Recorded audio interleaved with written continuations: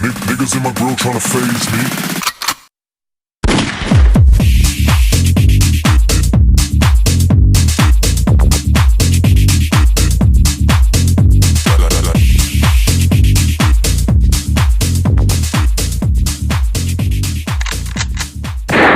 Bonjour tout le monde, aujourd'hui une vidéo très particulière.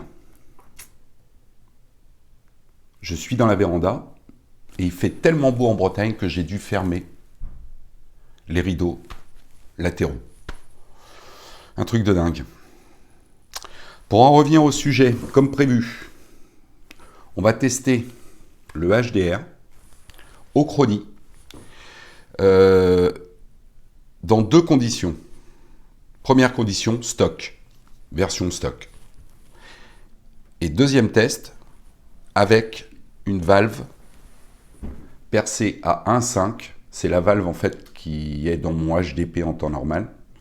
Donc cette valve, elle est percée à 1.5. Et je vais la mettre. On va tirer des PLB. On va utiliser les PLB, donc les fameux billes plastiques dures. On va utiliser ces PLB. Je vais vous mettre une photo de toutes les conditions, le poids, etc. pour que vous ayez tous les paramètres. On va tester 5 tirs valve d'origine, 5 tirs valve percée. Et on aura les résultats. À savoir, est-ce que cette valve percée change quelque chose ou pas sur le HDR. On y va, c'est parti. Rapidement en aparté, je vous fais voir une petite vue de la façon dont je tire. Donc vous pouvez voir le Calwell, ma position de tir au bout de la table, et je tire donc sur le carton qui est au fond, carton à l'intérieur duquel il y a un gros sac poubelle, une caisse en bois. Déjà, un sac poubelle à l'intérieur rempli de mousse d'oreiller qui amortissent les chocs. Voilà, comme ça vous saurez comment se passe le test. Maintenant, on enchaîne. Tout est en place, ça tourne. Vous devez avoir une vue sur le chrono. Les lampes du chrono sont allumées. À ce sujet, rappelez-moi, à la fin de la vidéo, il faut que je vous parle d'un test que j'ai envie de faire prochainement, le prochain, vu la météo. Rappelez-le-moi à la fin de la vidéo, s'il vous plaît. Bref, on est chargé en PLB. Je vais vous en faire voir une plus proche. Ici, PLB 50, donc des billes plastiques dures qui font 1,84 g. J'en ai mis 5. Pourquoi 5? Je ne sais pas. Bref, j'ai mis 5 billes dans le chargeur du HDR. Il est avec sa valve d'origine. La cartouche est percutée. On y va. Premier shoot, 78 mètres secondes. Deuxième shoot. 120 mètres secondes. Troisième. Un duo, 120.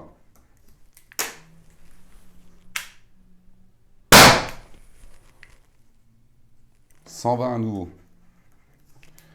J'aime pas quand il me sort des valeurs comme ça.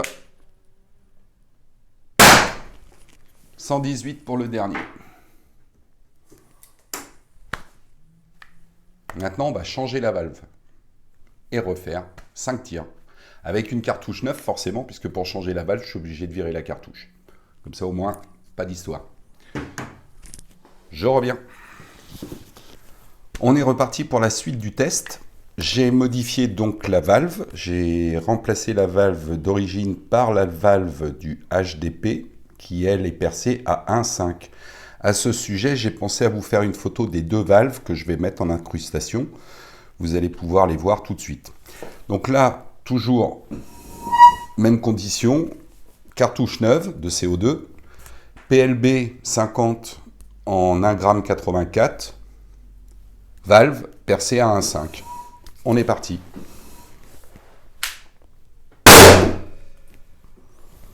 Erreur. Pourtant, elle est bien partie. 120 mètres secondes pour le premier.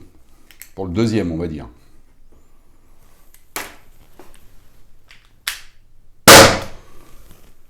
104. Le premier a shooté fort, hein. Dommage qu'il n'ait pas mesuré. 88. J'ai une drôle de sensation. Ça me plaît pas. Ouf. 80. On va en tester un dernier. Là, clairement, on chute. Je serais tenté de changer de cartouche et de retenter. Parce que toutes les billes sont effectivement parties, mais très bizarre au niveau de la sensation. Comme si je perdais toute la pression. Et d'ailleurs, il n'y a plus rien. Je vais remettre une cartouche neuve et retenter un test pour voir. J'ai changé la cartouche.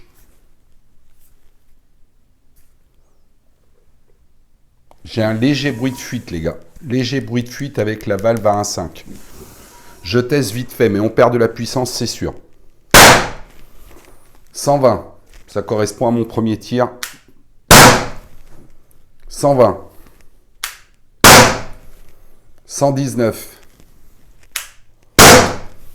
117. 114. 110. On va recharger vite fait. J'ai l'impression que... Bruit de fuite, bruit de fuite. Grosso modo, on ne gagne pas en puissance avec la valve percée à 1,5. Ça confirme ce que plusieurs personnes m'ont dit, à savoir que la valve percée était plus problématique qu'autre chose. Donc on ne gagne pas en puissance et le gaz s'échappe. Je refais un deuxième test. On va voir qu'à mon avis, les valeurs vont chuter très vite. Un duo de 110, 108, 107, 106, un duo à 106, 103, et là on peut voir erreur 3. On revient pour la conclusion, mais je crois qu'elle va être vite faite.